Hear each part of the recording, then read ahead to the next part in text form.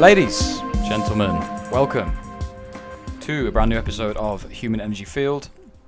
Thank you very much for tuning in. As always, thank you for listening. Thank you for giving us your time, whether you are driving, working, painting, relaxing, reading, or you're just kind of chilling about with your feet up, kicking back, taking it easy.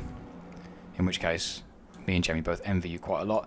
Thank you for listening to the latest episode of A Human Energy Field. This episode, we want to talk to you about some more of the answers that we received from our Instagram questions, specifically with regards to character death and high fatality in games. And then later on in the episode, Jamie's got a book hidden away behind him, which I'm dying to hear about. So I'm going to be rushing through the next hour and a half to get up to the section where we cover Osprey Publishing's Sigil and Shadow. But until then, we really love hearing from you guys. We really love the responses we get when we put out polls and questions asking about what you want to discuss. And with that in mind, we will get into more of your sought after answers by discussing, in general, high fatality games and player character death. Specifically, someone also mentioned Morkborg as kind of one game within this genre of quote-unquote high fatality games. But I think it would pay to look at the kind of concepts and the ideas and the themes on a more general scale rather than any particular one game. What do you think? Yeah, I agree, because it would be so easy to drill down into the kind of design and aesthetics of one game, when really what we want to do is the wider topic of fatality and character death in role-playing games in general. I think that's going to appeal to more people, and I think whatever we say can still be applied to those. And Morkborg doesn't come out of a void. It's something that's come along because of some other games, and I'm sure we'll discuss them. So I think it would be much too narrow focused to talk just about, spend an hour talking about Morkborg. I'm not even sure I could do that, but we're gonna cast the net nice and wide, as is our preferred method of recording here at Human Energy Field. So again, thank you very much for your time. I think, to be honest, there's a lot of different ways we could approach this, and there's a lot of different kind of angles we could take to begin looking at character death from. And it's kind of hard to pin down where you'd actually start with death, if you like. Okay, so I think it's going to be useful to first, let's assume, as we're going to discuss regular games where you are playing characters who are alive. And I think that's got to be a basic concept to begin with. So and also where death is not just a change in metaphysics or a change in form, where death is essentially the end of the character. I think that's really where we need to draw a line, talking about character death in RPGs. We can talk about death and beyond in games of Wraith and all that sort of stuff differently, but what we're talking about is how to view and how to handle and how to approach, both as a player and a GM, the concept of your character coming to an end. Yeah, good caveat to begin with, I think. Leave your Wraith the Oblivion books on the shelf for the time being, but do keep it in mind for future episodes. I think the idea of a character coming to an end and no longer existing, ceasing to be, kicking the bucket, is something that a lot of players can kind of struggle to grasp. There is a lot of opportunity for it to feel either unsatisfying or like missed opportunities, and I think we're here to kind of give you guys a bit of reassurance that it doesn't always have to be a bad thing if your player character dies, and there can be sometimes a lot of good things that can come out of the end of a character's journey, even if that journey itself was not particularly satisfying in the ways you'd expected it to be. Yeah, and I think also it's definitely going to be worth looking at the genesis of the hobby in the way that characters are in the kind of the core games at the beginning of role playing, and also where character death sits in kind of most modern big games as well. I think that's going to give us a good kind of viewpoint as to how where we've come with it and where we are with it, as in terms of the industry and the player base. Ooh, so attitudes towards player character death have changed along with the industry over the past few decades. Is that what you're saying? I would certainly think so, and I would believe so. And I think definitely the player base's view of character death has probably changed, pretty much. Okay, so come on then, you've dropped yourself in it now. Well, you start us back at the genesis of things. Give us a bit of a rundown from the old days. Okay, so I mean, Grandad. as everybody, thanks. Did you say Grognard? Same thing, right? Yeah. So we look back to, let's just take D&D for example, and the concept of starting at a very low level, where you can do very little, and throughout play, and what really is the only way to gain experience is time spent at the table, your character will improve and numerically ascend through the numbers to level 2, 3, 4, etc., and become more powerful, and some could say more enjoyable because of that. You can do more things, you have access to more weapons, more powers, spells, etc. So I think when we look at that, it's very easy to die at those low levels, and I think that was always quite common. Only having a handful of hit points, and especially being like a magic user at first level and having 4 hit points and no armor, very easy to die. And part of the mechanical design process in Dungeons and Dragons back then was to balance the power levels of the players at different levels due to their survivability. So you would have a fighter who was much more capable than a wizard at level 1. But then by the time you start hitting level 5, 6, 7, the wizard begins to outclass the fighter because they've reached the amount of hit points to be survivable. Their spells become comparatively more powerful than what the damage the warrior can put out at similar levels. So you had this kind of almost this balancing act within the experience point design system that allowed different classes to be powerful at different times. And it was almost the payoff, if your wizard survived that long, then you deserve to be good. You deserve to be really powerful at that point. Now, as we've come further and further through time, and various editions of D&D, we've begun to balance this out.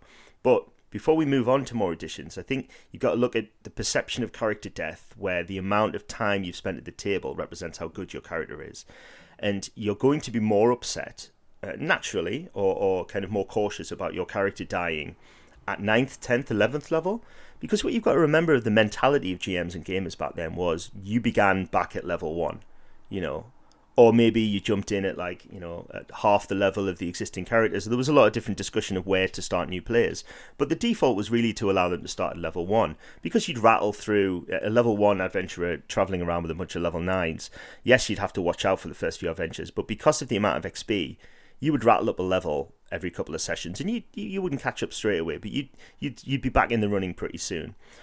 But I think in order to look at character death, you are going to be quite upset with a high level character, because you have then, what you've lost in real terms is the amount of time and energy, time spent at the table, that you put into that character, and then you go back and you're not being rewarded for the time spent at the table. You're back to you are set back at 0, whereas the rest of the people who survive are ultimately more powerful than you and will continue to be so until they die.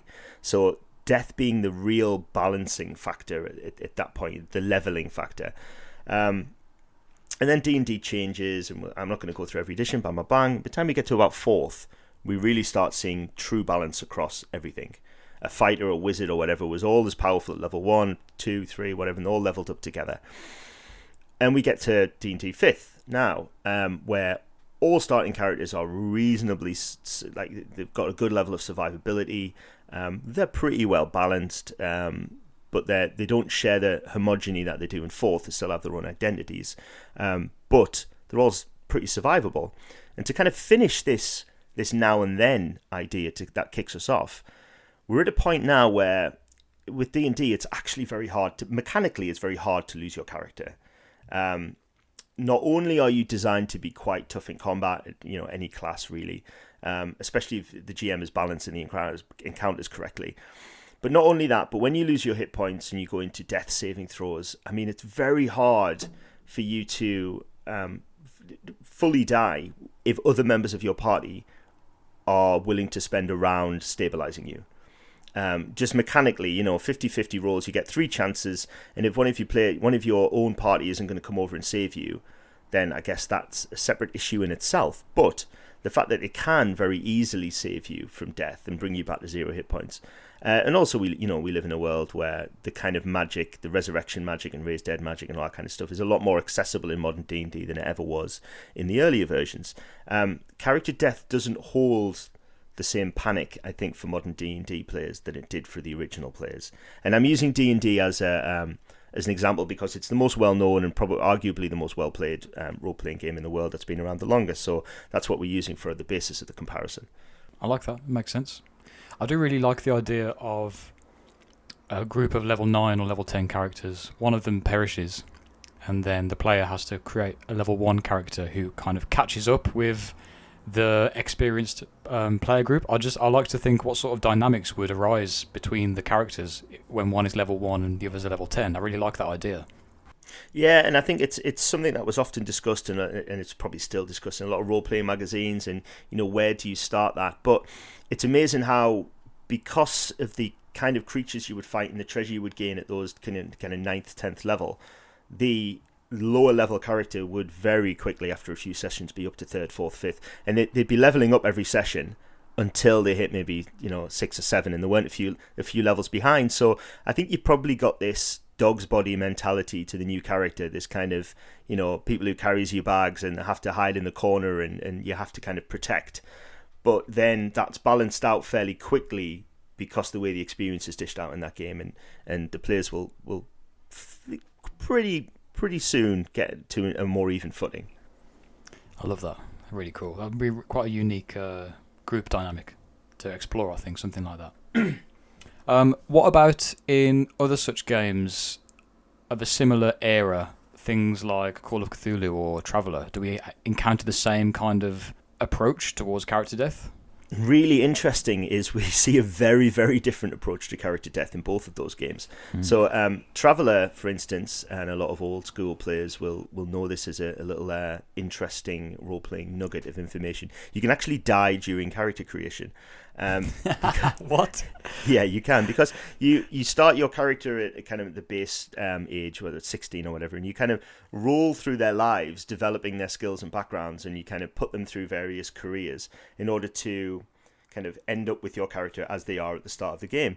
And if your character is enrolled in certain militaristic backgrounds, you roll to see what happens to them every 4 years, and there is a possibility that they will die, and that character becomes basically dead, and you have to start the character generation sequence again from scratch. So that's quite funny, and a lot of people find that funny. But and also Call of Cthulhu, especially in its early incarnations, it was a lot more geared towards the fact that your investigator, or your player character in that game, would suffer insanity or death very frequently at the hands of the powers of the Cthulhu mythos. But I think that was firmly understood by the kind of players and the game itself, because of the kind of material it was based on, that winning against these powers was probably unlikely. The best you could do is maybe survive, and because it doesn't have that heroic feel that D&D has. So yes, Call of Cthulhu and Traveller, but both being very early, I think have very different approaches to character death. I think it's a much bigger thing in D&D, and Call of Cthulhu treats it a lot more frivolously, and that's we get on from there and through the decades how other games can approach that death. Right. So maybe we should subtitle this episode "Character Death in Heroic Fantasy Games" or something, maybe. Yeah, I think because if you're playing a game like if you're an old school Call of Cthulhu player, then you are you're impressed if your character makes it through the adventure, and you're not upset if your character dies, because there is an expectation there before you go into the game. But I think for bog standard heroic D&D style role playing games, and that also extends into your Cyberpunk, your Shadowrun, your Earthdawn, all this kind of stuff. There is an expectation that you are the heroes, and I think it's because we're told this through media, through comic books and movies, that the heroes don't die. The heroes succeed. The heroes come out on top in the end, and we don't often see a lot of heroic character death in those mainstream 4-color comic books et al. So I think that part of that is what forms people's mindsets going into these games. Yeah, you're right. Actually, that's a good point. I think a lot of what we base our characters off is pop culture that we're familiar with, and very rarely do famous and beloved characters perish. I mean, there are classic examples, but for the most part, plot armor is relatively thick, and especially in TV series and this kind of thing. And I think we kind of expect that our role-playing characters won't have to worry about the same perils that maybe actors on screen don't have to worry about. If we look at, I don't know, like, what's a good example? The chap from The Walking Dead, that main guy, the British actor. Andrew Lincoln, yeah. Yeah, you know. How many years can one man survive through zombie apocalypses and just never be shot or injured or killed at all? It just, if you really think about it, it doesn't make any sense from like a realistic standpoint. But him being the protagonist of the thing, of course, he wouldn't just be killed off randomly or die halfway through a storyline, because there's seasons and there's contracts have been written and the actor's got to be there, you know. So there's all this kind of extra stuff that goes into the fact that we don't see that in pop culture on our screens as much, whereas in a role-playing game, danger is or should be round every corner, and the kind of threat of imminent death is a lot more ever present, no matter the level. And I think that's something that differentiates the two apart. What do you think? I totally agree, and I think even though the ever-present threat of death or dismemberment should be there in heroic games, and D&D in particular, I actually don't think it is. I think what you tend to find is a lot of these games are super survivable, and if people are honest with themselves and they look over those kind of games that they have played in the D&D games that they've been part of, if they really look at how many characters have died, how often, it will be miraculously few. And I think this is part of what we want to talk about, is how can death in the campaign serve the narrative, and how can people, players particularly, look at character death and see it potentially as a benefit and not just the loss of the amount of time that they put into this game, you know? Absolutely. The key word there is miraculously survived, I think, because comes a point, no matter how realistic the narrative you're trying to present, if the characters have survived for too long, then it is a miracle, and you start to question the kind of believability of it all. How did he survive all of these things throughout, you know? So yeah, I mean, okay, to start it off, I would like to say I do have a penchant for the idea of dismembered or otherwise injured characters and their long-term injuries that we see over time, and the kind of continuity of injury.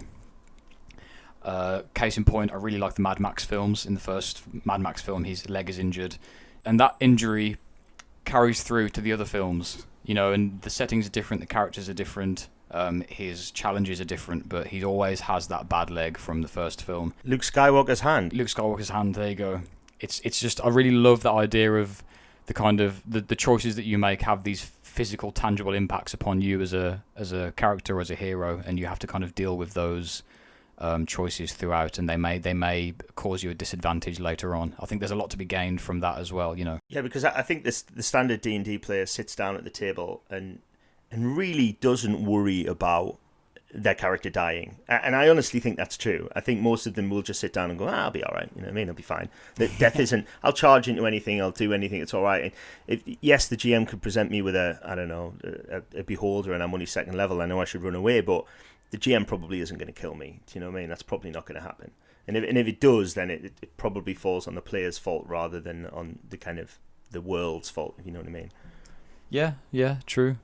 It's important to have a kind of persistent world where there are things that are higher level than you that have the possibility to kill you if you should come across them, and it's your job to run away and learn that they're not to be attacked, etc. But yeah, for the most part, I think D&D players don't have that problem as much as some other games.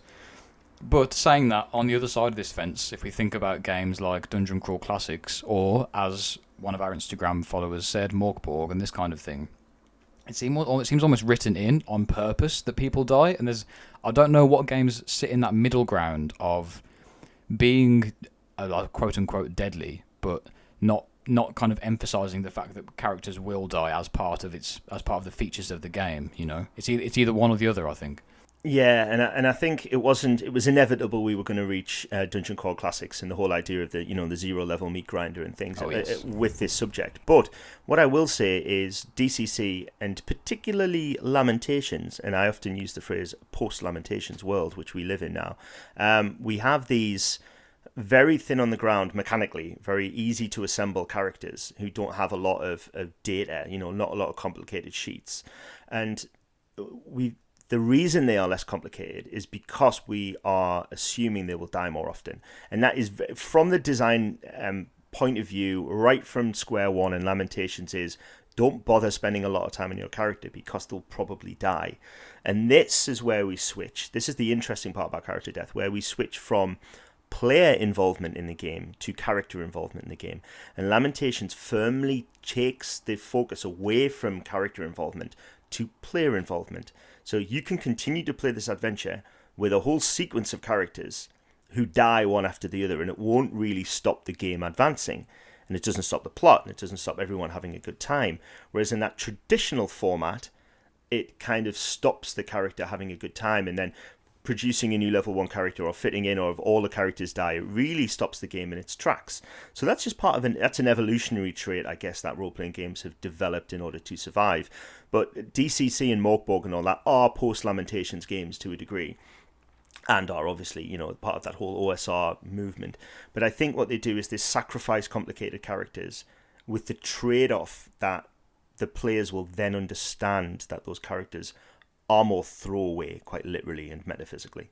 Yeah, which is ironic because I think it takes away a lot of the meaning from character death. I agree. I think the most meaningful character deaths are the ones where you have put in a lot of time into them, and maybe you're not expecting them to perish, and they are a high level, well kitted out.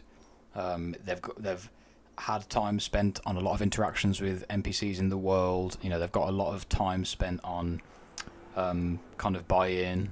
And that's really where a lot of the most kind of emotional deaths are. You don't get an emotional death, well, maybe you do, but you don't get an emotional death as often or as deep with a level 0 character going through a meat grinder funnel as you would with like a level 10 D&D character who you've spent years playing, Yeah, because those meat grinders and, that early character death and even throwaway character death at level 3, 4, 5 in Lamentations, whatever have you, it's by its own definition, it's very grindhouse. It's more like, how many ways can we kill Kenny? It just becomes humorous rather than kind of any sort of empathy around that, any sort of pathos around that death, And I think you're right. So there are two different ideas at play here, and I think one of the things that we really want to handle with this discussion is talking about that meaningful character death, where death does matter, where it serves the story, where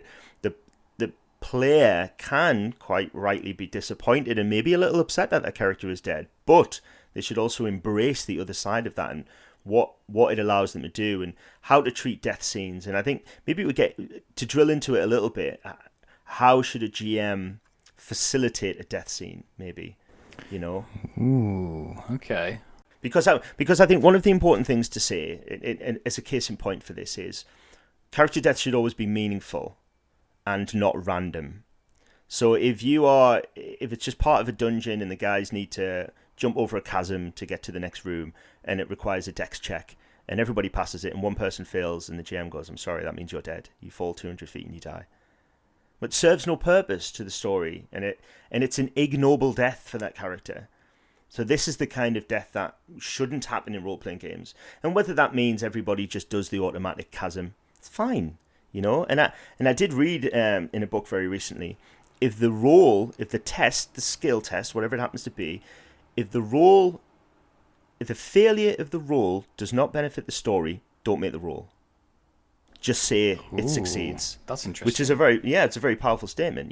If failure does not serve the story, don't make the character roll, because you don't need to just roll shit for no reason. Yeah, arbitrary rolls don't add or you don't add anything to the story at all. If you're just rolling for the sake to make it a game, you go for the dice. There's no point in going for the dice. It's a story first, a game second, I think. Absolutely. So this is to drag this back to our subject matter. This is about how the GM can make sure that any character death is valid to a degree, and exciting, dramatic, memorable. All of these things I think are important in looking at how a player may lose their character. So let's break this down then. In that case, let's break it down a little bit. We want to have some kind of closure. I think we're looking at this from a narrative viewpoint. Human beings, we like stories, and we like our stories to have a beginning, a middle, and an end. And if that end is death, then the beginning and middle have to lead up to that in one way or another. Even if it's not planned, that's okay. You don't have to plan for your characters to die. But when they do, the closure is an important part of what will lead to satisfaction for that player. Whether that's the final goodbye to their lover, or they are in time reunited with their kind of lost partner or their lost child right before their deathbed or something like that. There needs to be some kind of emotional payoff, whatever the character is, whatever the character's story and where they've come from. There needs to be some kind of closure to that, and you could even have it that closure and the death happen interconnected. Maybe it's the same event, or maybe they're not, maybe they're different, and that's fine. It's all contextual here. But the idea of a death that is not satisfactory is a difficult narrative tool to pull off successfully. It has been done and it is possible, but as a general rule, you want closure, emotional closure, narrative closure, internal closure. Maybe the characters come to terms with their own realization of whatever it might be. Maybe they've been struggling with their faith, and then in death they find that faith, or maybe they've been struggling with their abilities and their skills, and then finally in the moment of death they're able to use this they're able to make the shot they couldn't make before, or make the sacrifice they were too scared to make, or whatever it might be. Think about the kind of act 3 of their own character arc and how that can tie into the way they die, and that I think will bring some closure to the whole kind of their own personal narrative arc. Yeah, I think you hit on a really important point there, that if there are character subplots or various little things running through the greater narrative that a character has going on, then allowing a character to die or killing a character before those arcs are finished can feel very unsatisfactory, and can leave a gap, a void there in the enjoyment. But I think I would push it even further, and I might go forward to the idea that the death of a character should be player choice, not necessarily GM choice. Ooh, I don't know if I agree with that. Go on, elaborate. And the reason that I say that is the GM should be signaling and providing opportunities for the player to make a decision about whether he puts that character in a potentially life-threatening situation. So it becomes player choice by definition, because the GM has given them an out. It has given them an option, and that option may be save the girl or die. That option might be allow your friends to escape the crushing boulders, and you do not. We've all seen how the Cyclops dies in Krull. You know what I mean? Shed a tear from his single eye. You know what I mean? All this kind of stuff. But it allows the player character to have their particular moment of heroism or moment of victory, or it may be that it's a Pyrrhic victory, but the GM has kind of winked and nudged to the player going, you can try this, but you might die. And the player character then kind of goes, I accept that inevitability, or I accept that possibility at least, and I'll move forward with the action, knowing fine well that I'm leaping into the dragon's mouth or doing whatever, this amazing heroic thing that may not end well. But the GM has kind of said, look, in as many words, has said, you could die here, because that might be enough for a lot of players to go, ooh, right, okay, yeah, I see what you're saying. Let's look at another option, or let's kind of run away, or let's do this old sort of thing. And if a GM is killing a player character where the player character did not have that get out clause, then that becomes GM choice of character death and not player choice of character death. So I think really it's a fine balancing act there between a GM who is willing to provide that opportunity for retreat, or that change in tactic, or that failure, the opportunity for the player character to fail and not die. Whereas the player might go, well, do you know what? I'm going to succeed and die. I'm going to kill the dragon and die for my friends or for the story or to complete this quest or do whatever it happens to be, rather than, oh, yeah, you're right, actually, this thing I want to achieve, the GM has told me it could kill me. It doesn't mean that much to me. If the success here doesn't mean, isn't balanced out against my death, I'm not going to do it. And that's what I mean by it becomes player choice rather than character choice. Right. No, you make sense. That's fair. That ties into a more general role-playing rule that I repeat, which is that when the players are about to make a choice, they should be informed about the possible consequences of that decision. If you're going to take vampire, for example, if you're going to make a roll and there's a possibility of you losing humanity as a result of that, you should know going in that that is a potential outcome. And as well, you know, a player who is then willing to risk death upon knowing that it's an option, that creates so much anticipation, so much tension when you've got the dice in your hand, you know. Yeah. It levels up. The whole table is sitting there now staring at these dice, waiting for it to fall onto the number. Is he going to die? Is he going to make it? In that dice roll, there is so much tension and anticipation, and that is really where a lot of the fun is, isn't it? Yeah, absolutely. But it's much more fun if the player and the GM have both agreed to get into that situation. Yeah. And that it's not just the GM has put your player in that situation, because then the excitement turns into desperation. Yeah. I need to make this roll or my character dies, and I don't think this is my fault if my character dies. And then I think players can start to feel a little bit more aggrieved or a little bit more put upon or a little bit more, you know, kind of punished by the GM unnecessarily so. Right. I mean, yeah, I'm thinking more about these heroic type games, not necessarily something like a Lamentations adventure, where perhaps you get the sort of thing where you open a door and what's on the other side of the door will instantly kill you, and you don't realise until you're already dead, and then it's like, oh well, all I was trying to do was move to the next scene, and it killed me. Yeah, you know. So that serves no purpose, does it? It serves no narrative purpose. Yeah.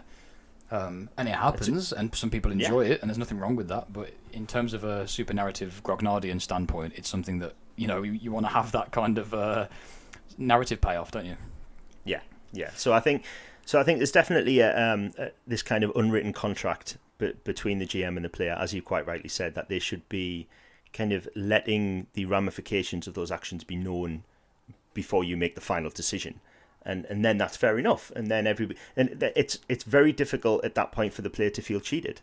Yes, because they know what they're getting into, and it's their choice whether to make it part of the kind of grander story that everyone's telling. And it might be easy to engineer those particular kind of scenarios and events at the climax of a story, or it may come along during a story as happenstance. But I think a good GM should look at that and understand that balance, that payoff, and either look to engineer it or look to take advantage of it when it could occur. Yes, yeah. Well, that was actually leads on to my next question, which is, for GMs listening to this, how do you create a situation in which a player is faced with a life or death decision that they could either choose to take or not take without it having any kind of bad ramifications on the story? Like, you know, you can make a scene where someone has to sacrifice themselves for the good of the group, but if no one wants to do it, then your game can't fall apart because no player character is selfless enough to sacrifice themselves on behalf of everyone else. I think there's a fine balancing act to be struck there between trying to engineer something and getting to a position where if no character dies, the game comes to an end. You know, you kind of have to have your narrative as a straight line and have character deaths as these little stems that branch off from that line that at any point players can take, but it's not going to disrupt the overall story. Maybe it would be one way of doing it. And I think don't be afraid to understand the pacing of your own story as a GM. So understand where you are near the end and character death, even if it becomes not a player choice, then there is very little left to lose from a player, because their involvement in the story is almost done. If you're playing a 3-hour session and we get to 2 hours 40 and a character dies, I mean, yeah, they may be upset, but they're only missing out on 10-15 minutes at the end of the game. Do you know what I mean? They've played the rest of it. So it's a lot fairer, let's call it that. It's a lot more understandable from a GM's point of view to start killing people near the end, because let's look at movies and TV shows. People start, unless it's Game of Thrones, people start dying near the end because you know the running time of the film, you know when you're getting to the end of the story, and when even major characters are dying, it's upset. But like, the film's going to end in 10 minutes, so we don't get to see any more of them anyway. And there may be one final survivor, there may be no final survivors, and that might be the whole idea of the total party kill. But where the party won might be amazing, Like, imagine if, Frodo and Sam throw it into Mount Doom, but then they all die, and it's like, well, yeah, Sauron's dead, but so is everybody else, and that's a nice takeaway from the game. Oh, we won, but we died. Do you know what I mean? Like, yeah, totally. But then that's okay if that's the end. But then don't do that 10 minutes into the session. Understand the pacing, because you don't want somebody sitting around for an hour and a half or 2 hours, play 10 minutes of a game and then die. That nobody wants that. So just be aware of that logistically, and that's not cheating, and that's not fixing it. Going, oh well, they'll feel entirely invincible in the first 10 minutes. Well, yeah, so they should, because at the beginning of any narrative, there should be hope. There should be the idea that anything could happen and we can survive, and then things will get gradually worse, ideally, as we get towards the end.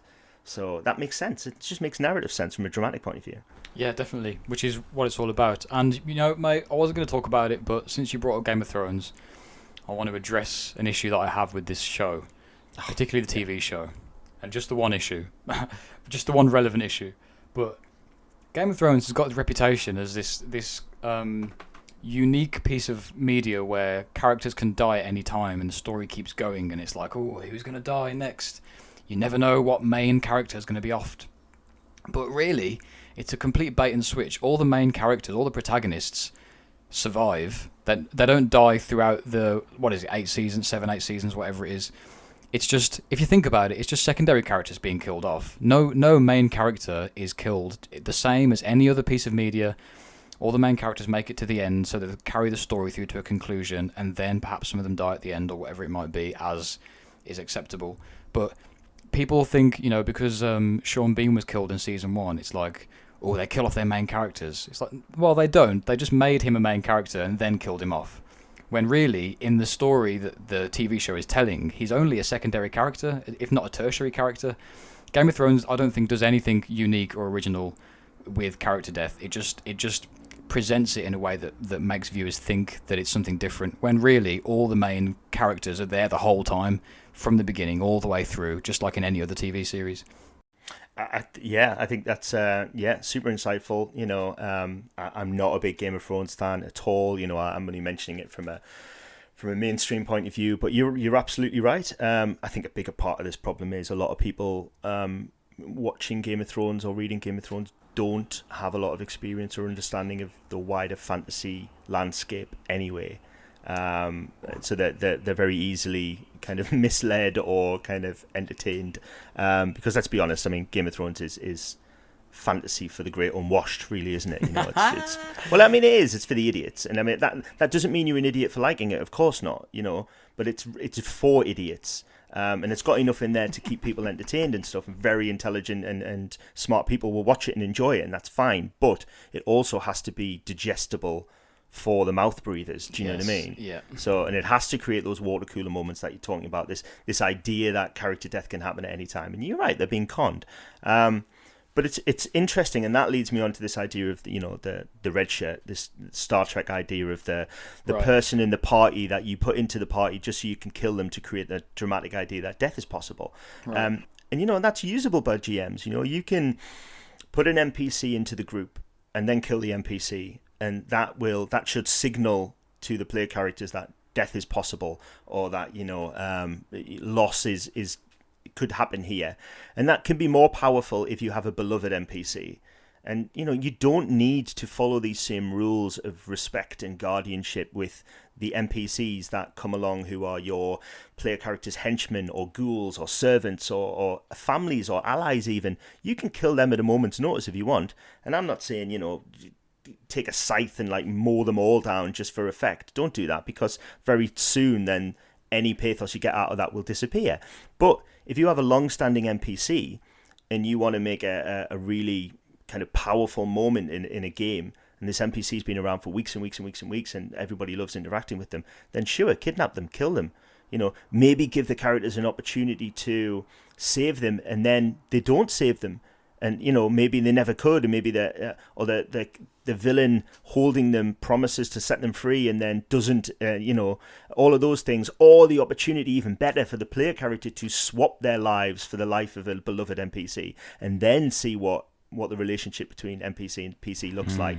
If the PC is willing to kind of kill themselves, then we get back into death as player choice. So there are loads of stuff you could do, but that idea of the Star Trek red shirt, even though it's a cliche, don't be afraid to use that. Kill NPCs and bystanders and supporting characters and whatever to make a point, because that's what they're there for. Yeah, it's a great technique, and it's one that I've used in the past before as well. I mean, I can recommend using red shirts, lowercase r, in any kind of setting for that purpose. I think it works really well, and I think a lot of cliches that we would roll our eyes at in TV or film work great at the gaming table in RPGs. I don't know why, but I think a lot of cliches play and read well with players. Whereas if we saw them in a film, we'd be like, I saw that coming a mile away. But even when players do see cliches coming at the gaming table, they're still satisfying when they happen. I'm not really sure what the magic is behind that, but yeah, I think it's because you're part of the story, because you have an involvement in that, and it's a group activity, isn't it? And you kind of we are somehow comforted by these these narrative tropes that we want to kind of ease into them as a comfortable chair. Like we know this is going to go wrong, and we know if we don't see the villain's body that he's going to pop up later, and these things are these stereotypes are fine, because, as you say, we do enjoy them, and maybe you're absolutely right. Watching a TV show, you'd be disappointed because you guessed the ending halfway through. But in an RPG, you don't really look at it the same way, and it's interesting to maybe think why. But yeah, you're absolutely right. We don't. Yeah. So and that leads on to death as well. Be cliche with character death. I particularly enjoy tragic character death. If you can add an element of tragedy to any character perishing, it always makes it more resonant in the story, if not satisfactory. Imagine a warrior who spends his or her entire kind of fighting career trying to prove that they are noble, and then in death someone spreads a rumour that they were an inglorious, ne'er-do-well, ill-begotten, selfish warrior, and that is their legacy. Imagine how tragic that would be. And you as the players know that the warrior actually was a good person, but no matter how hard you try and tell the villagers and how hard you try and tell everyone around you, they can't shake that reputation of being a sort of on the wrong end of the stick. Just add tragedy and emotion to death in ways that it's not expected. I think can create some really powerful moments. Yeah, absolutely, and that also makes me think, kind of pinballing off that. It makes me think that if you do end up with a character death, and it was a big thing, and maybe the player isn't massively enjoying the fact that character died, and the hum and ha about creating a new character and joining the game, and they're always talking about their old character. Bring their old character back into the game in terms of people talking about them, memories. Maybe a statue of them was built somewhere. Maybe you find one of their own weapons, or there's a way to carry on the legacy of that character and their importance to the narrative and story without them being around. And I think, even if you want to go super stereotype and go, I will be my old character's kind of Venger, do you know what I mean? I will be the spirit of righteous vengeance who will take up the killers of that. If that's what you want to do, that's fine. But it doesn't have to be like that. You can just be you might not even know your previous character, but you might inherit their weapons and armor. And that means enough. And then do you start to kind of associate with them? Maybe you can do a whole Jedi thing and see them in your dreams and all that kind of stuff. Like, the GM's loads of little narrative tricks to play with to bring these characters who are dead back into to make narrative points of them, do a flashback with them and allow them to fight some more monsters one more time. Or, as I said, put them in a dreams, put them in vision, like find a journal that they'd written that you didn't know they had. There are loads of ways for the GM to reward a player who has lost their character by reminding the group and that player how important that character was to the narrative, even though they're not around anymore. And I think player characters will enjoy that almost as much as having a cool moment from a live character. Yeah, awesome. I do love a good flashback scene. Those are really useful. And you could do something Dune-esque. The Baron Harkonnen lives on through the memories and still is able to exert his influence, though he died many years before. You could do some kind of mad mind-twisting kind of ancestral magical power type thing going on with a dead character who had access to that kind of spiritual network. Maybe there's all kinds of ways to maintain a character after their death. I think when we hang around people, we absorb their mannerisms and we learn some of their slang, and then when that person passes on, we still carry on their memories in ourselves, and in that way they live on. And I think you can kind of apply that in your gaming group and make sure that the influence of that character lives on between the players and in the world at large. Yeah, I think that's super valuable, and it's more world building, isn't it? And it's more depth to that feeling. Something it does make me think about if your character dies, and if you're a GM and one of the player characters has died, maybe in a way that you didn't intend, maybe in a combat scenario that went wrong, or it has been a great player choice, or whatever it happens to be. If you're a GM or a player in a situation where a player has lost their character and is wanting to continue on and create a new character to join in the next session, or indeed that session, beware character clones. So do not just create another version of the character that's just died in some attempt to cheat death mechanically by like, oh, well, yeah, I was playing Ronald the Barbarian, and now I'll play Robald the Barbarian, and I'll just give him the same stats and give him the same skills, and I'll just play with him again. Because there's no point in that. GM, you shouldn't allow that. Oh, well, I'm going to play his twin brother, do you know what I mean? Like, and just play the same character. No, like, take this as an opportunity to experience a new character class, to try something totally different to your previous character. Don't fall into that trap of just doing a carbon copy of the character who's just died, because not only will it make the death pointless, but then it kind of then begins to remove death as a narrative tool from the game. If you can just create another copy, maybe even institute a rule as a GM going, you can't play the same character class back to back, you have to pick a new one.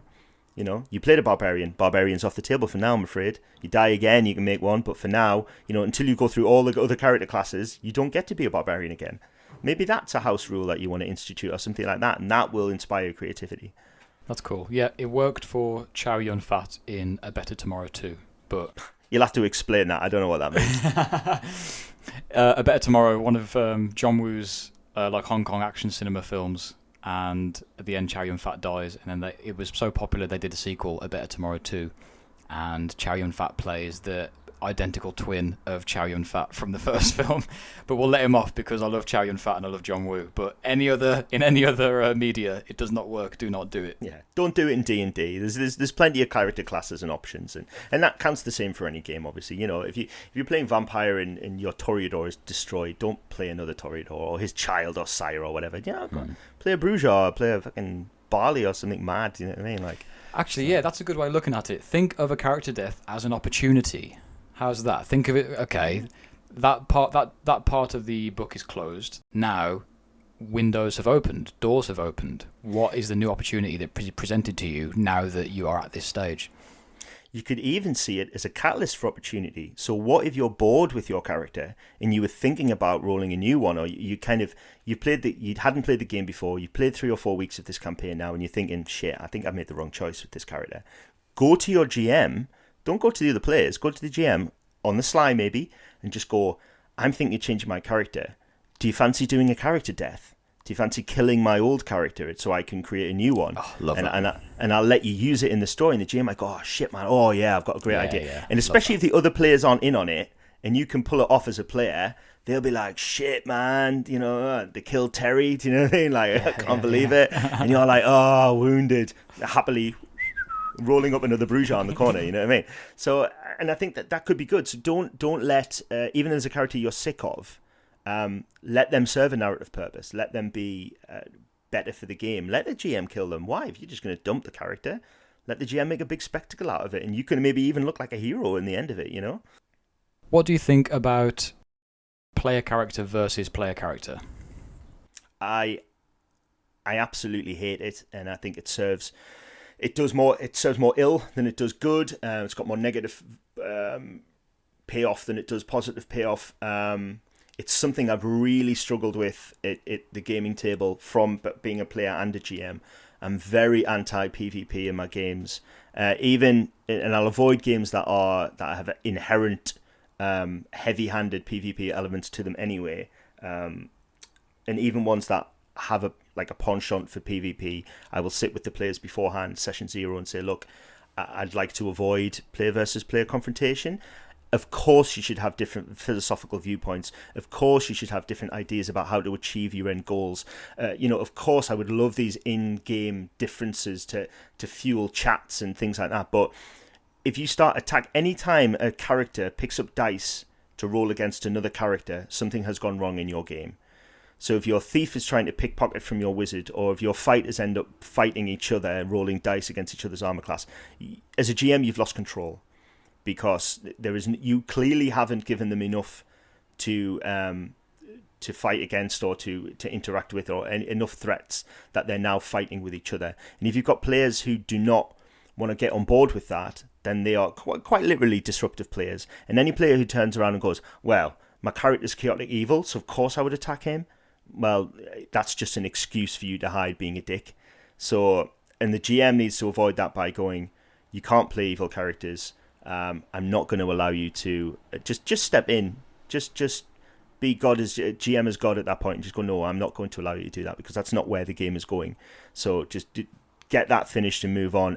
I just can't see any real dramatic benefits to true player versus player kind of tension.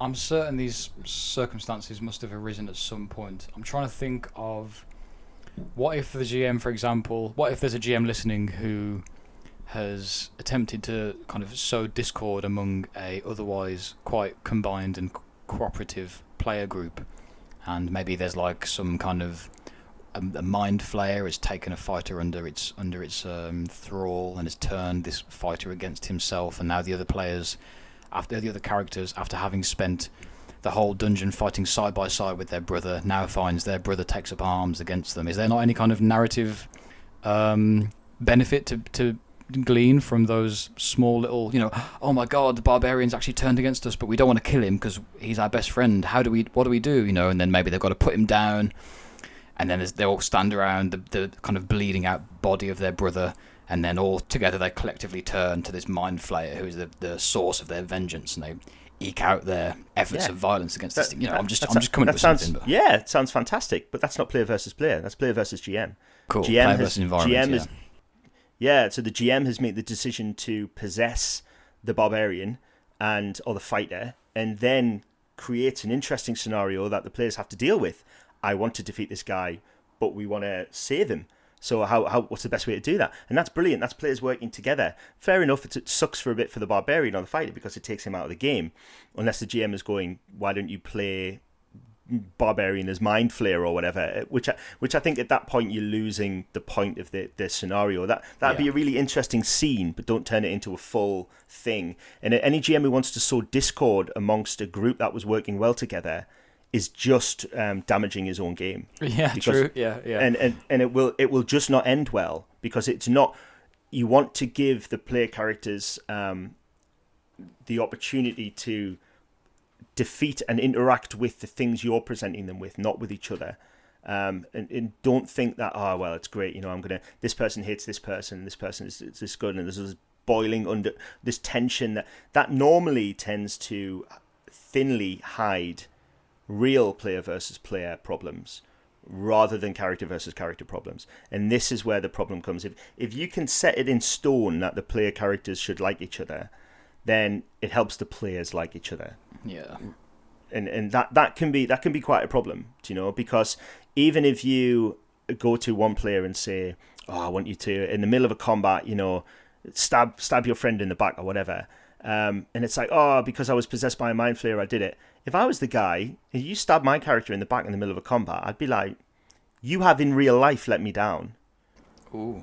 You have in real life betrayed me a little bit, and I'm, it's a game. I get upset about it, but that becomes player versus player at that point. Why do you think that's okay to do that? Why do you think it's okay to gang up with the GM and kill me, especially if it ends up in character death?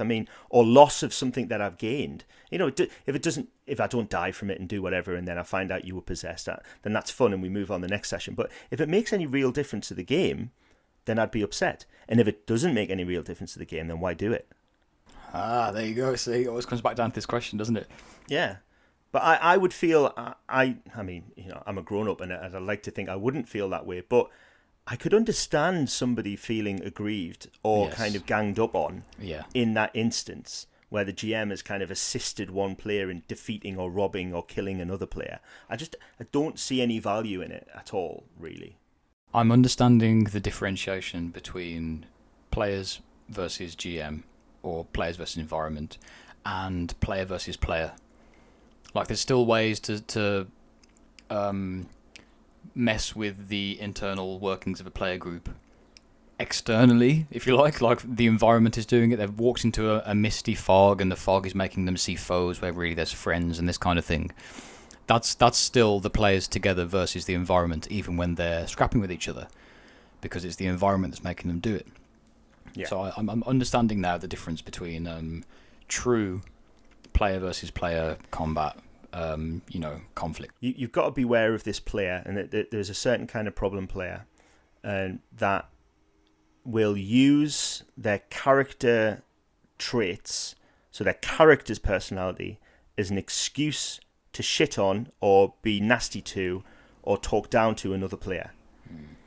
And it's so, like, thankfully, you kind of nip it in the bud at my table. I wouldn't have it, but it's so common. I've seen it. I've heard stories over the years of people doing it, and it can be, and it's not. It's almost this infallible excuse. Oh, well, my character doesn't like orcs or whatever. Like, that's my character's trait. I'm just role playing as this is some sort of defense against being an absolute arsehole. It's not a defense. Like, play another character. Don't play a character who's an arsehole then, because all that allows you to do is be an arsehole.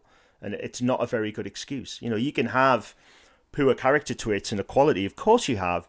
Be an addict, be a drunk, be, angry, have lack of temper. Play with all of these interesting ideas that a character could have, but never use it as an excuse to berate or argue or put down another player's character, because you are in effect putting down that player.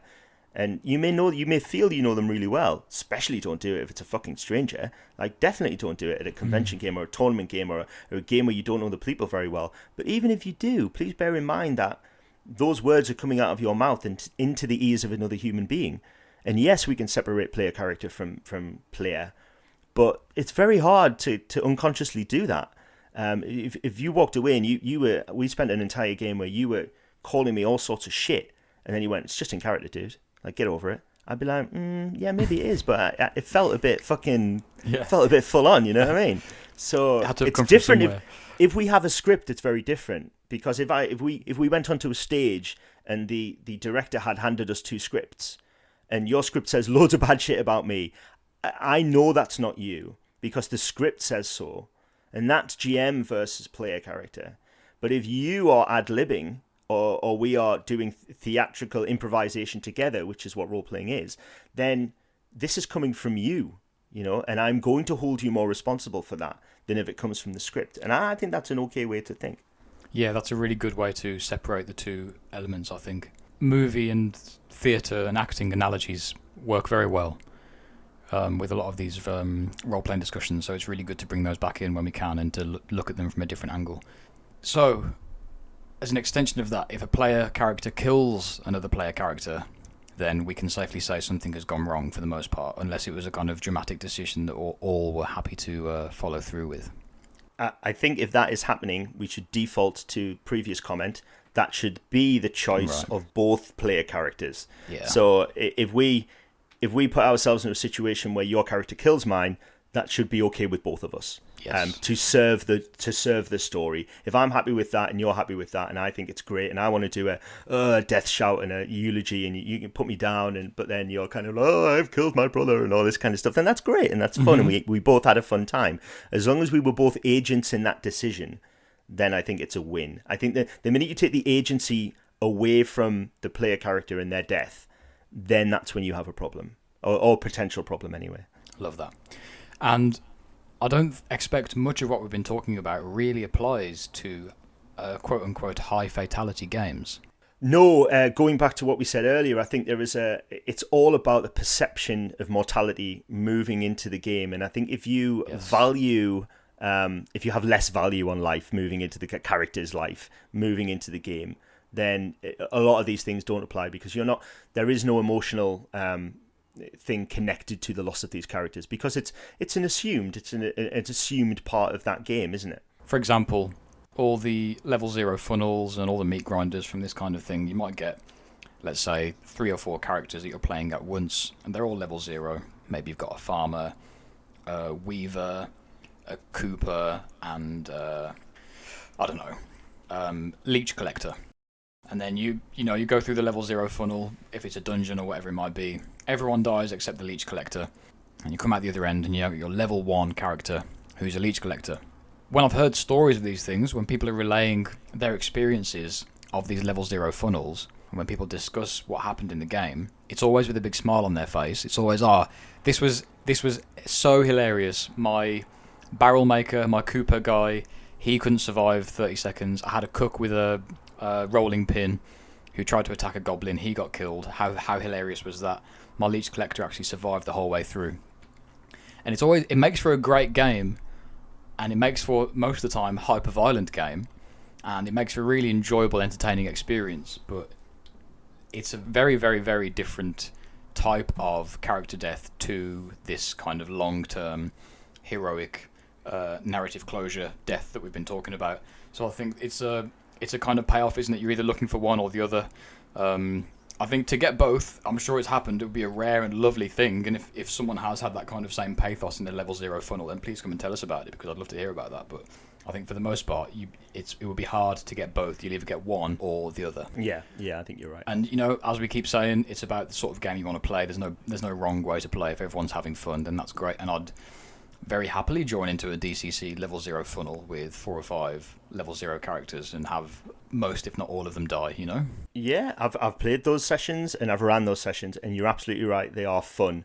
But it's the social contract, isn't it? It's what the crack is going into that game.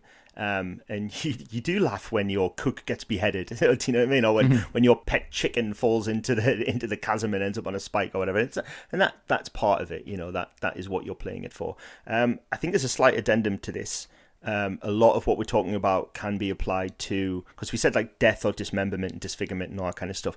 Be aware of those things as well. So you can make an impact on the game by taking a character's hand or a huge scar over their eye, or taking one of their eyes, or giving them making them very close to death, can be as valuable or as useful as actually killing the character. And then what you can do is, because of that, you can just roll through this and say, it's going to take your character 6 months to heal. The whole group has to wait 6 months before you continue on through the mountain pass or whatever, by which point the army's forces, the enemy's forces, have been marshalling even more, and the village you were going to go and rest in over the next month has now been burned down. And you can make it narratively poignant that one of the or more of the characters were hurt in such a way that it took them a long time to heal. And that the rest of the story, the real world, can be churning on, and the player characters have to play catch up in the narrative because of that. So you can make these heavy wounds be just as important, and you can apply that to months, you can apply that to weeks or days, depending upon the pacing of your game. If you're tracking a killer and you get shot, then that doesn't have to be the end of your character, but then you might have to spend a few weeks in hospital and what's the serial killer getting up to while you're laid up in hospital. That could be part of the narrative. He's out, because you got wounded, 3 more victims have been killed. And then you get out of hospital, and then you have to chase him down again with this kind of, this heroic wound that might, take -5 away from your shooting arm and all this kind of stuff. And, all of this really cool stuff. So allow a lot of what we're talking about with, character death to come into character wounds and, character disablement, whether it's temporary or permanent disablement. Yeah, there's a lot to be drawn from there. And I think it's really satisfying for players to make these really dangerous, risky decisions, and then, if it all doesn't go right, they get to come out the other side still, but a changed character. I think that's always a really cool dramatic tool to use. Yeah. I'm running a game at the moment, and the players went into a situation they knew full well was more deadly than anything that the denizens of the world would ever attempt, and all the NPCs thought they were crazy for doing it. And they did, in fact, get very injured during this particular quest, and they come out the other side with these sort of near mortal wounds, these almost like life-changing wounds that they now have to bear for all to see, and it's impossible for them to hide the kind of consequences of their actions, if you like, and they have to kind of wear them as a result of what they chose to do. And I'm having the NPCs now react to them appropriately. I think it's just a really good way to kind of mix it up a little bit. And as well, since we're talking about character death, one player in this group came to me and he said, look, I know that we're on a story arc here, and I know that there's at some point the season's going to end of this game and we're going to reach some sort of finale. And I want to let you know that I'm totally happy with a doomed ending for my character. And I just nice. Always, yeah. I just loved hearing that. I love a sad ending. I love a tragic ending. I love when characters don't get what they want, or when something really tragic happens, or when be careful what you wish for. You know, all of this kind of stuff. I love these really sad moments at the end of stories, and just to have a player come to me and say, look, I'm not expecting a happy ending for my character based on what's happened so far. I'm certain something bad's going to happen. I don't know what. But sort of just gave me the permission to go down that path, you know, whereas before I might have been a bit hesitant to do so. I want to make sure that my players do have a satisfying closure to this season. And he just sort of gave me permission to say, no, I know the sort of GM you are. I know that you like to do this kind of doomed, horrible stuff, and I just want to let you know that I'm totally happy for my character to end up in this sort of one of these horrible situations as a result of his actions. And I just thought that was really great to hear from a player. Yeah, and do you know what? It's really great to hear. It's really it's a great for the GM because it gives you loads of options, and it's really healthy from a player group to have those discussions about, you know, is it okay that I enjoy? Yeah, please do end my character. Yeah. And do you know what? If you are a player who has listened to this and playing in D&D, and if you want to, on a quiet chat or a personal chat with the GM, going, you know, I listened to this podcast and, you know, most of what the guy said was ridiculous, but they did make me think. You know, don't be worried about killing my character, dude. If you think it's going to be like scare the rest of the player characters, fucking do it, man, and we'll plan a real death. And because GM might go, yeah, man, let's do it. You know, I'll throw a 6 owlbears at you or whatever, and I'll tear you to pieces, and the rest of the players will be like, what? And that's great, because even if you are attached to your player, but you are happy as a player to have the GM kill your character. If you're almost signing permission slip at that point, aren't you? You're kind of saying, look, don't worry about it. I ain't too connected to. I don't want to die, but if you kill me, I'm just going to create a new character, and there'll be no bad blood between us, and it's fine. And then that allows that it has become player choice ultimately. But then in the game itself, it looks and is all intents and purposes GM choice at that point, because the GM knows he has previously been given license to death or dismemberment to that player character. So yeah, that's just a healthy conversation to have between a player character and a GM, and that's what we should be striving towards, you know. And if it's the other way around, if you're a GM who is thinking about killing a PC or a group of PCs, speak to the player characters outside of the group and go, this is what I'm thinking about doing, guys. Do you think this would be okay? And I know that there's a mystery of death would be taken out of that or whatever, but the game you would all enjoy during it would still be enjoyable. People knew the ship was going to sink, but they went to go and see Titanic. Do you know what I mean? It's like, you don't have to, the end of the story doesn't have to be a surprise for it to be enjoyable. Exactly. So have that communication between GM and players, between players and players, and what you'll end up with is a much more friendly and much more fun game at the end of it. Yes, definitely. I think, as with a lot of other things, again, role-playing is life, but opening those channels of communication, keeping them open, and having and allowing healthy discussion is always going to benefit the gaming table, as it does in relationships and the workplace and everything else. Communication is key. Yeah. So I think, in essence, in conclusion, what we're saying is, don't be scared of character death in your games, but be mindful of character death in your games.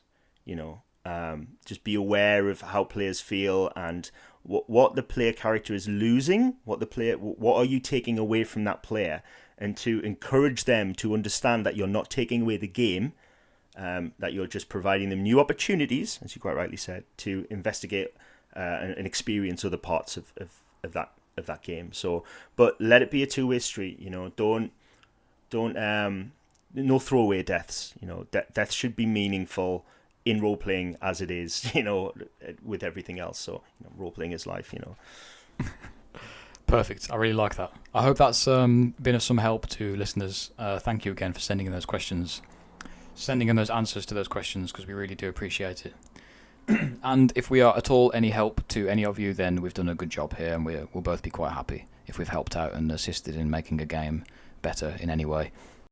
And if you've had your character killed unfairly, or if you've had an amazing character death in the game, jump on the Discord, tell us about it. I want to hear the stories, and I want to share them. So if anyone's got a really bad character death that they're really annoyed about, come and tell me about that, because I want to hear about those experiences.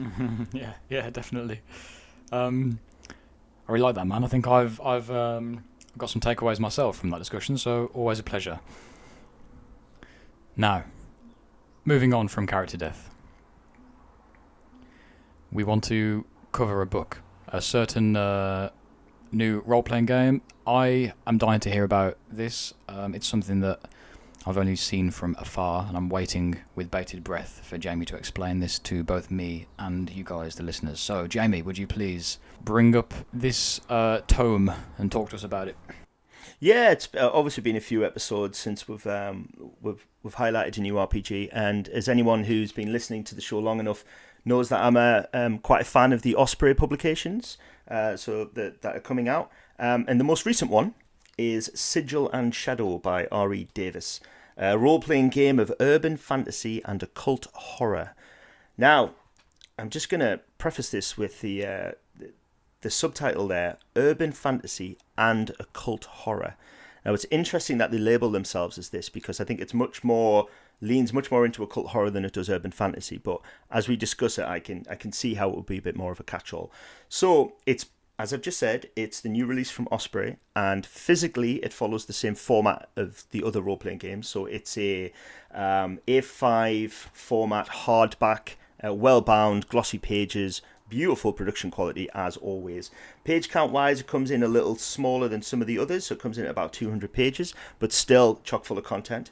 It's written really well, and what I would say is I'm going to start it off with a statement and then an explanation of why I've made that statement. This is World of Darkness Light. Ooh, okay. Now, the reason I've made that statement is, and I kind of hate doing this thing where every dark, gothic, urban horror game has to be looked at through the lens of World of Darkness. Now, that may be doing the new games a disservice, but I think it's testament to the impact that the guys at White Wolf, especially in the early days, had on the role-playing industry and the community and the player base and the ideas, that we almost have to acknowledge that these games exist and that they will influence games that come out later. So there's a lot that I see in Sigil and Shadow that I've seen through Vampire the Masquerade, Werewolf, Mage, various other parts of the World of Darkness and the new World of Darkness and what's come afterwards. But I also respect the idea that the writer and Osprey will be pulling at some of the same threads that World of Darkness pulled at. This whole idea of, urban horror, which obviously did exist before World of Darkness came along and will exist after it. But there is lots in here that I see as World of Darkness derivative. That's not necessarily a bad thing. And what Sigil and Shadow does is it provides a toolbox for GMs and players to run a game which feels like a World of Darkness game, but is their own slice of occult horror or urban fantasy. And the reason it's a toolbox is Sigil and Shadow does not really present a solid working background based on any one particular race. So this is not about vampires, it's not about werewolves, it's not about Frankenstein's monster, it's not about ghosts, it's not about demon hunters, it's not about people going through old libraries, it's not about people defending themselves against a zombie attack. What it is it's all of those things in whatever mix that you want it to be. So Sigil and Shadow, your characters are either created as illuminated or shadowed. Illuminated, we can assume they are the kind of characters you would normally create in an investigative game, or like a Hunters Hunted or a Call of Cthulhu style game, some sort of occult investigative group where you play the humans who the veil has been torn away and you can see the world for what it truly is and the horrors beneath it. They are the illuminated kind of characters. And the shadowed characters are essentially humans who have become monsters themselves. So if you look at and again making the World of Darkness reference, but vampires are humans, but then they become vampires. A zombie was once human and then becomes a zombie, or a ghost was once human and then becomes dead. But then Sigil and Shadow goes beyond that and presents these kind of archetypes for the shadowed. Whether you can be someone who has something inside of them. Now, that thing inside of them could be an alien parasite. That thing inside of them could be a demon that has possessed the body. It could be the spirit of somebody else. So these are the kind of wider catch-all character classes, if you will, that Sigil and Shadow presents, and it does that on both sides of the light and dark. So it provides these kind of wide class options for the illuminated, and also these very wide options for the shadowed. And it seems to present the idea that you can mix and match these characters within a group. So you can play the librarian kind of occult scholar, but then you can also play the damned possessed guy who they're all working together for the same ends. So it doesn't say you have to play the illuminated versus the shadowed. Likewise, the mechanics themselves, and this is part of the reason why I called it light, are very thin on the ground. It's a percentile based system that you've only got 4 stats. Each stat is affected by a skill, which gives you a percentage dice to roll for a success test. You get under that, you succeed. You get over that, you fail.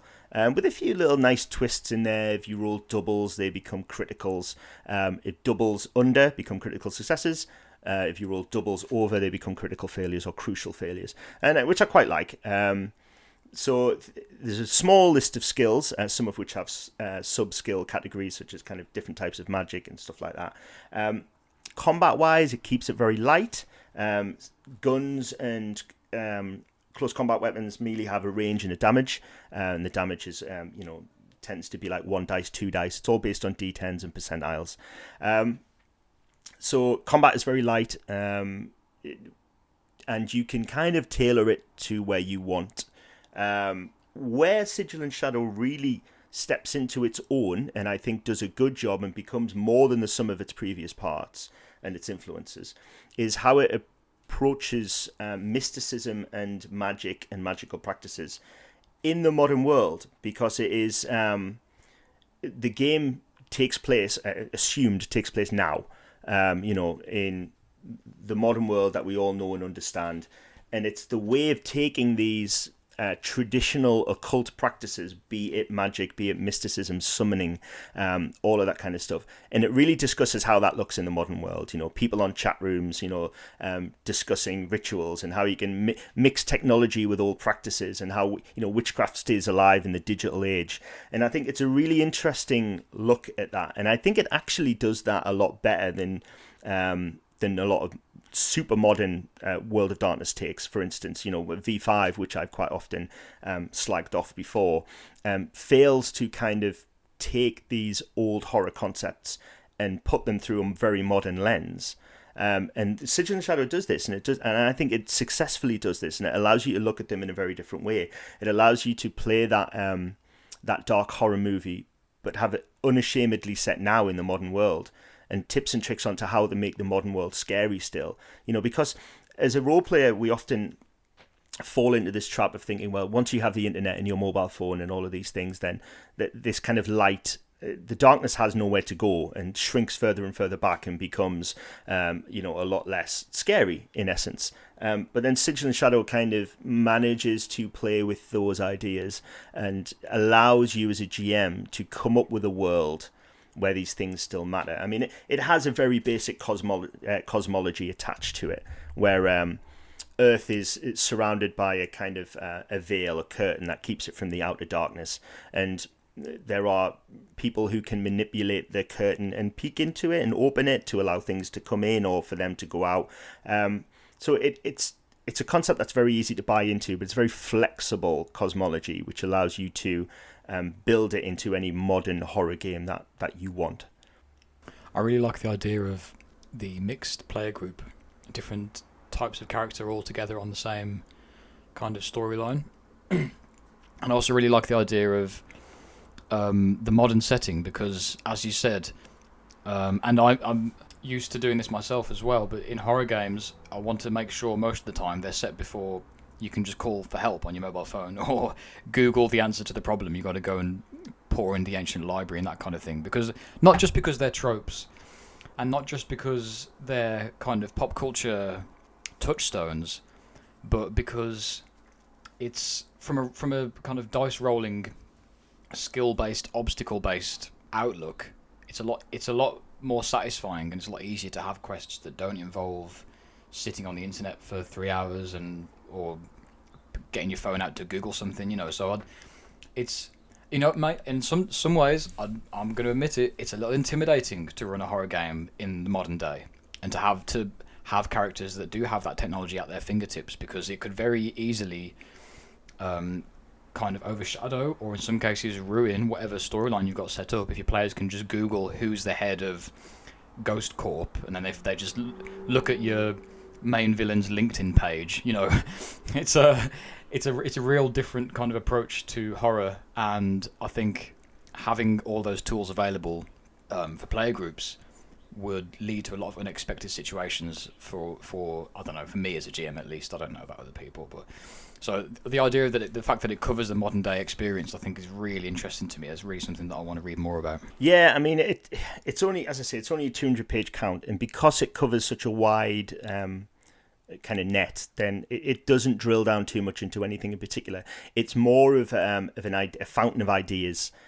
So I can imagine using Sigil and Shadow to run one-shots or very short stories, or if I had a group of people who maybe haven't done any role-playing before, because the system is quite friendly, I would be like, oh, you know, if you've seen this kind of movie, you know, if you've seen kind of Alien or whatever, like, we can do that. And it's not a sci-fi game, but, you know, that in that you could run it as sci-fi, but it's kind of modern day. But nonetheless, it allows you to do what I would say is a horror movie. You could do a horror movie night with it. Whatever kind of movie it needs to be, whether it's Jason or Freddy or The Howling or whatever.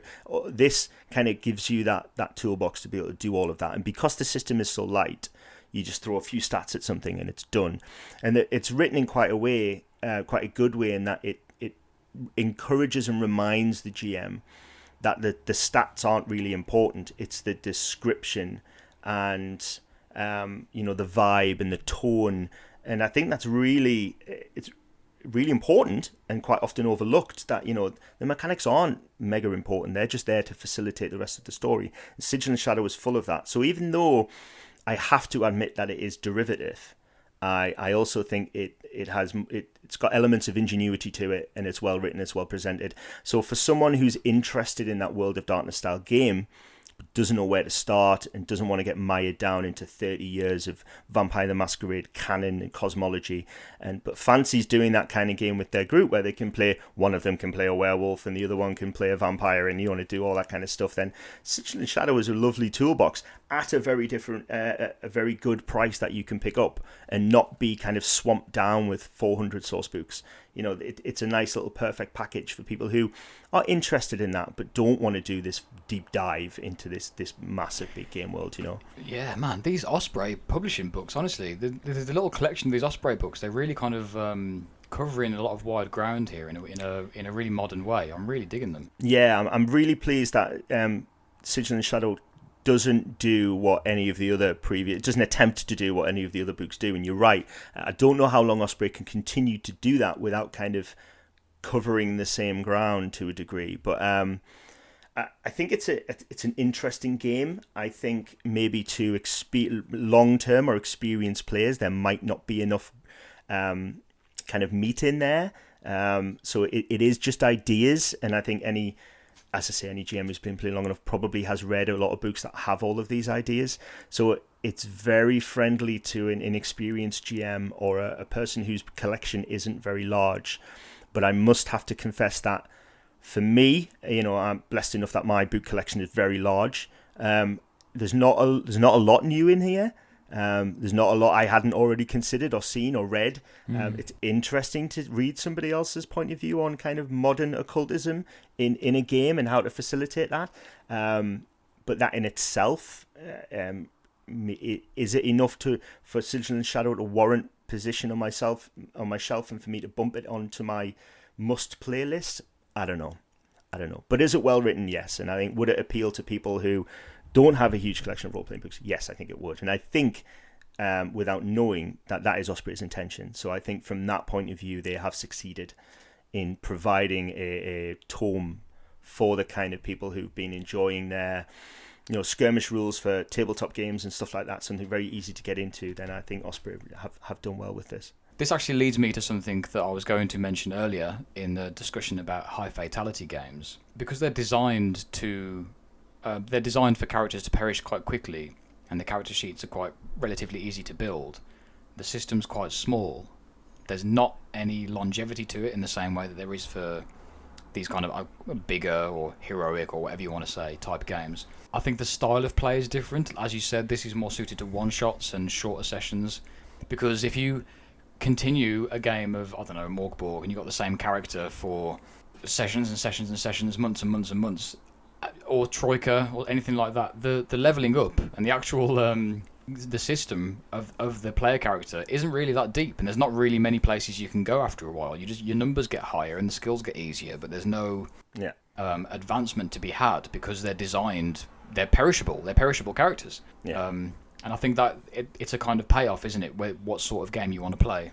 100%. And Sigil and Shadow does this, and it the way it treats leveling up and advancement is very easygoing. It basically says, look, when you think your characters hit like a milestone, then just level them up and just call it the next rank. There's no counting XP or anything. Like, just hit a milestone, level up. You might do that a couple of times, but by the time you hit like rank 4, so like you're done. You should be finished whatever story you're doing and move on. So I think it unashamedly wants to point itself in the direction of doing kind of shorter tales or one shots, or and I think because it's influenced by modern horror and the short story or the movie and stuff like that, and then it's very easy to represent that in a role-playing scenario or in a role-playing setting. So yeah, I think it does that. Yeah, and I think you're right, it does. You're not going to spend hours creating a Sigil and Shadow character, because you're probably only going to play them once or twice, and that's fine. Yeah, okay. So another question, just briefly, on a previous episode we covered another Osprey title, Righteous Blood and Ruthless Blades, and in that game there is a mechanic called the Killing Aura? Yes. Where it kind of demonstrates at a glance these martial artists' kind of proficiency and their deadliness, and other masters can at a glance understand how deadly their new opponent is. And it's a simple mechanic, and it's only one number, but it very succinctly sums up wuxia as a martial arts genre and how these fighters would interact with each other. Is there anything unique like that in Sigil and Shadow, where it kind of has its own little simple mechanic, or maybe a more complex one, that kind of sums up its flavour and its taste with something that is mechanically relevant? Do you know what? I'm going to say no, because the mechanics in Sigil and Shadow are far less elegant than they are in Ruthless Blades. Right. They're far more practical. They're far more just a simple vehicle for the telling of a horror story. There's not really a lot to be admired in the mechanics, only because there's not a lot of mechanics. And I think they've obviously made a decision to keep. I mean, it's super light system. Like I say, the dice rolling thing with rolling under and over and some crucial, and so that is as complex as it gets. So there really is, you're only going to get 4 stats for anything, and some hit points and initiative stat. It really doesn't have a lot going for it in terms of mechanics. But what it loses in mechanics, I guess it wants to pick up in style and tone. So I can kind of forgive it from a design point of view, but it is the lightest mechanically of all of the Osprey titles so far, in my opinion, and that is saying something, because not many of them are very mechanically heavy. Yeah, that's interesting. But I suppose in a lot of ways it kind of has to be mechanically light, because it's covering this really broad range over this broad time period and all these different types of characters you can play. So I suppose in a lot of ways it can't really afford to be too deep, because it's got to cover such a broad bracket. And I think in order to praise Ruthless Blades and defend Sigil and Shadow, Ruthless Blades is designed to represent a very niche style and a very niche type of story. Whereas even though Sigil and Shadow is occult horror, I think we can all agree that can look very different. we can do lots of different things with that, and for it to feel very different. And I think because of that, its mechanics are not quite as tied to the background as they could be with something like Ruthless Blades. I see. Okay, my curiosity has not yet been satisfied, and I really do want to pick up a copy of this myself because it just sounds awesome. As does most of the games in this line, to be fair. Osprey have really hit it out of the bag recently, haven't they? They really have, and I'm really pleased for them, and that everything they brought out so far has been really good, and I'm really pleased that they're keeping the same format, and I'm really pleased that the prices have remained solid, because, I mean, this Sigil and Shadow, it retails at £25 in the UK, but it's a very well put together book. It's a beautifully bound, beautifully produced piece of work, and it reads well. The art is okay. I think anyone who's interested in doing some horror gaming probably won't be disappointed by reading through Sigil and Shadow. But to repeat myself, any experienced gamer who's already got a lot of horror games that they like may find very little new here. Thank you for bringing that to the episode today, Jamie. You're welcome. Now, usually we cover films or music only when a film or music has really piqued our interest and really brought some passion out of us, and we wanted to come and share it with you. And if that's not the case, then you just don't get a film or music on the episode. It's really as simple as that. We don't want to fake interest in something just for the sake of the format. So you can be sure when we bring films, when we bring albums or singles or musicians or whatever it is, it's something that has really spoken to one or both of us, and it's really something that we wanted to come forward with to share. So with that in mind, if the format is not to your liking, listener, then do be aware that it's because of our scruples, I suppose, rather than just doing it for the sake of it. I think that's fair to say, right? Yeah, I do. And you know what? I think even in we're in our early time with this, everything will evolve and morph and change, and if we end up doing a bit less of that, that's fine. If we do a bit more of it, that's fine.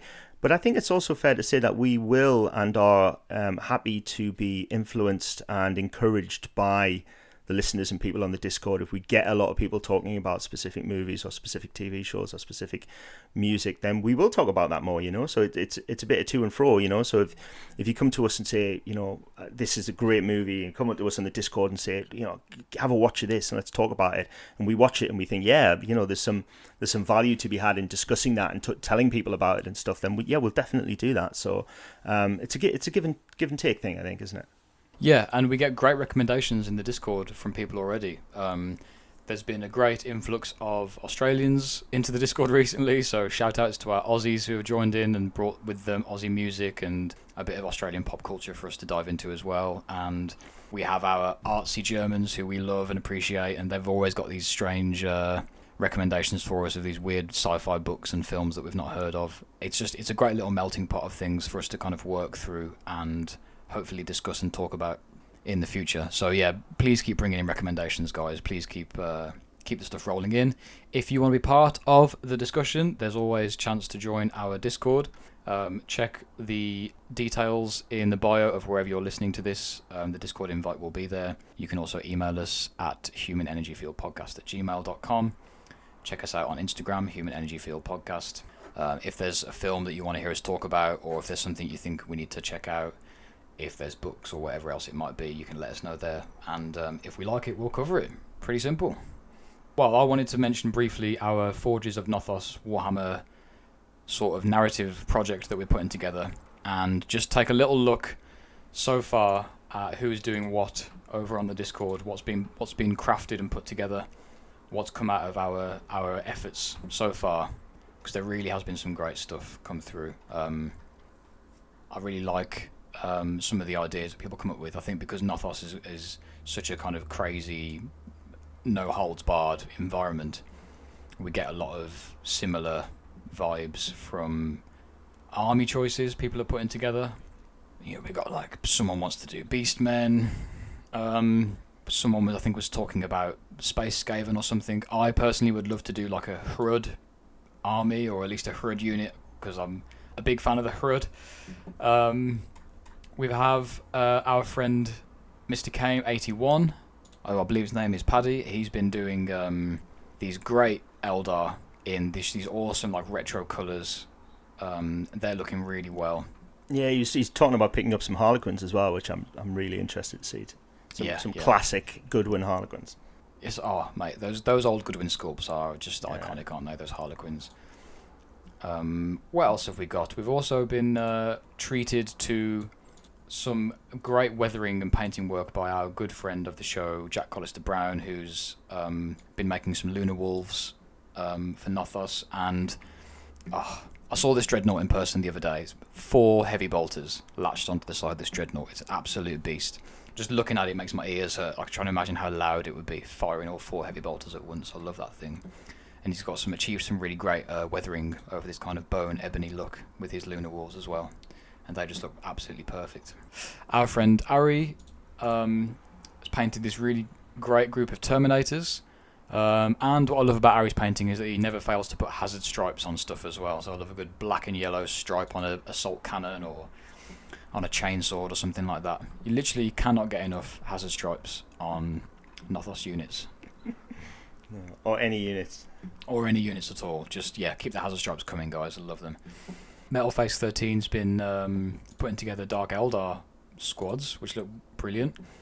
And he even mentioned kit bashing them with Ardeneth Deepkin, which would be awesome as hell. So I wonder if that will come to fruition. Obviously, this kind of project, there's all kinds of ideas flying around, and when some of them are followed through, it's always nice to see the end result. And I think Ari said something that I definitely want to do. One of the guys in the Discord said that when we finish our armies, we have to do army posing photos, like in the Warhammer Fantasy Battle 3rd Ed Armies book. And yes, I'm serious. And anyone who's aware, if you're not aware of this book, go out and look at the images of it online or whatever. There's Warhammer Armies is the first real supplement for Warhammer Fantasy Battle 3rd edition, like the major supplement. And it has all of the kind of big names in Games Workshop back then. So you know about like Brian Ansell and all these guys, like John Blanche and Jervis Johnson and all these guys posing in front of their rank and flank armies, in their old school metal or golden demon t-shirts, with their mullets and stuff like that.